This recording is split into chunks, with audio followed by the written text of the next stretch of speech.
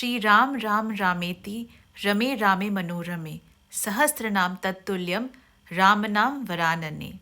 नमस्ते, इशित्व स्पिरिचुअलिटी में आप सभी का बहुत बहुत स्वागत है। तो 22 जनवरी 2024 भारत के इतिहास में स्वर्ण अक्षरों से लिखा जाएगा। तो रामलला के प्राण प्रतिष्ठा के दौरान और उनके अलौकिक दर्शन करके हम सभी बहुत भावुक हो गए और इमोशनल हो गए।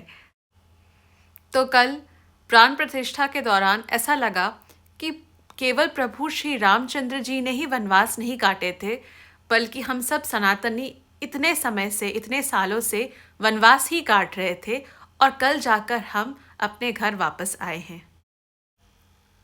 तो रामलला के प्राण प्रतिष्ठा को देखने के लिए भारी मात्रा में भीड़ अयोध्या पहुंची, पर हम में से कुछ ऐसे लोग हैं जिन्होंने घर बैठे ही इसमें हिस्सा लिया और टीवी पे ये पूरा जो रिचुअल है, ये जो प्राण प्रतिष्ठा की जो सेरेमनी है, जो रिचुअल है, वो हमने टीवी पे देखा।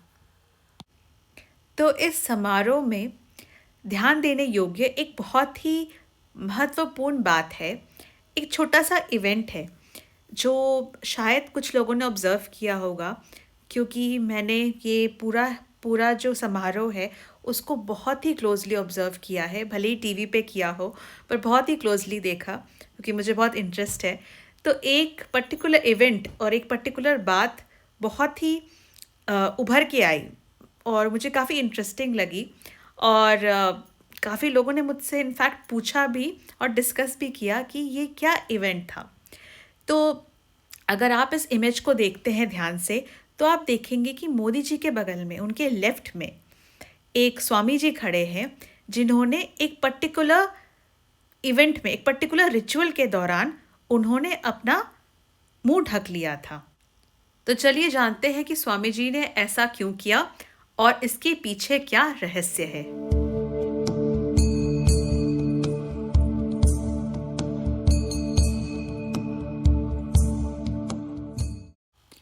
तो चलिए इस रहस्य पर से पर्दा उठाते हैं। तो ये स्वामी जी श्री श्री विश्व प्रसन्ना तीर्थ हैं और ये उडुपी पेजावर के मठाधीश है। और एक पर्टिकुलर सेरेमनी के दौरान इन्होंने अपना जो फेस है, अपना चेहरा ढक लिया था। ऐसा उन्होंने इसलिए किया था क्योंकि उस समय रामलला को नैवेद्य अर्पण किया जा रहा था। तो आप ये तो जानते ही होंगे कि जब भी हम देवी देवताओं को कोई नैवेद्य अर्पण करते हैं या कुछ भी, इवन पुष्प भी अर्पण करते हैं, तो उस टाइम जो भी सामग्री है अर्पण करने के पहले, उसके पूर्व हम उसकी शुद्धिकरण करते हैं मंत्रों से और गंगा जल छिड़क के। और कभी भी ऐसे ही बाज़ार से खरीद के डायरेक्टली हमको नहीं चढ़ाना चाहिए। तो ये इसलिए करना ज़रूरी है क्योंकि कोई भी सामग्री जो आप बाज़ार से लाते हो वो कई लोगों से होते हुए आई है। कुछ लोग उनमें ऐसे होंगे जो बहुत ही नेगेटिव होंगे, कुछ लोग ऐसे होंगे कि शायद बहुत बीमार होंगे, क्या पता कुछ ऐसे हो जिन्होंने जो वैसे साफ सफाई का ध्यान नहीं रखते। तो एक सामग्री काफ़ी लोगों के थ्रू होते हुए आप तक पहुंचती है। इसलिए ज़रूरी है कि आप भगवान को कुछ भी भोग लगाए तो उससे पहले मंत्रों से और गंगा जल से उसका शुद्धिकरण करें। तो इस तरह से आपने बाहर की मलिनता तो हटा दी, पर क्या बस वो भोजन बाहर से ही मलिन है? क्या कोई और तरीका नहीं है जिससे वो दूषित हो सकता है? तो नैवेद्य कहते हैं तब भी दूषित हो जाता है जब आप उसको लालच से देखते हैं। तो इमेजिन करिए ऐसा सिचुएशन जब आप बहुत दिनों से फास्ट कर रहे हैं और जब आप भगवान को बहुत ही स्वादिष्ट भोग लगाते हैं, तो ये बहुत ही नॉर्मल है कि वो भोग देख के आपके अंदर इच्छा उत्पन्न होगी, एक लालच आएगा और पूजा से ज़्यादा आप बार बार भोग को ही देख रहे होंगे, कैसे पूजा ख़त्म हो और आप फटाक से प्रसाद खाएं। तो ये एक डिज़ायर जो है, ये एक ग्रीड और लालच जो है, वो भी नैवेद्य को सूक्ष्म तरीके से मलिन करता है। तो इसीलिए स्वामी जी ने अपना चेहरा ढक लिया था जब रामलला को नैवेद्य अर्पण किया जा रहा था। तो यही सनातन धर्म की एक सुंदरता है कि अलग अलग संप्रदाय में अलग अलग कस्टम्स है।